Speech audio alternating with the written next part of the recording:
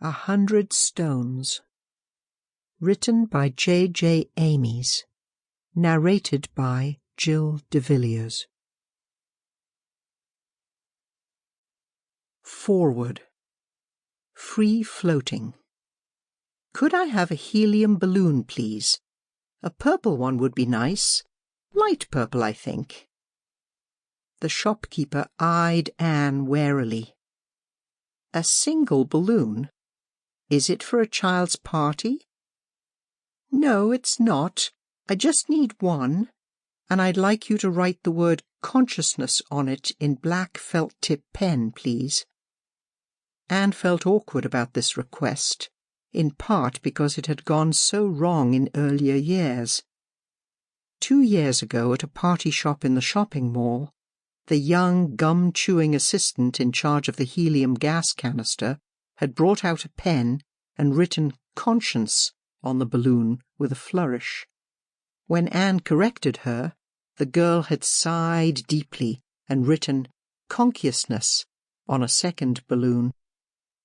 Anne briefly thought of letting it stand, but she decided that a spelling error just wouldn't do and asked the girl if she herself might write on the third balloon. Last year she had decided to make the request at a different place, this one inside a department store, a party goods stand, next to the store's cafe. When she had specified what was to be written on it, the assistant lost her grip on the inflated balloon, and it took off across the store, farting vigorously and landing limply in the salad of an elderly lady in pearls. So this year was the third try, at a small odds and ends shop not far from the university, with multicoloured sports sweatshirts made overseas and emblazoned with the university coat of arms, together with other tourist paraphernalia, guidebooks, and a small toy section. At least she wouldn't have to walk far with the balloon. The balloon was for an end-of-term cake that she had baked herself for her students.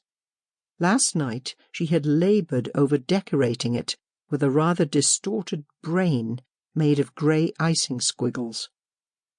The cake and its decor were symbols of the thorny problem of consciousness, the culmination of 2 terms of difficult reading on philosophy of psychology.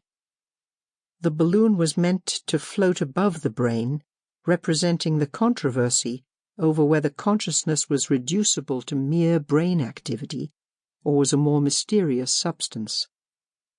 She hoped that the students came on time on this last day.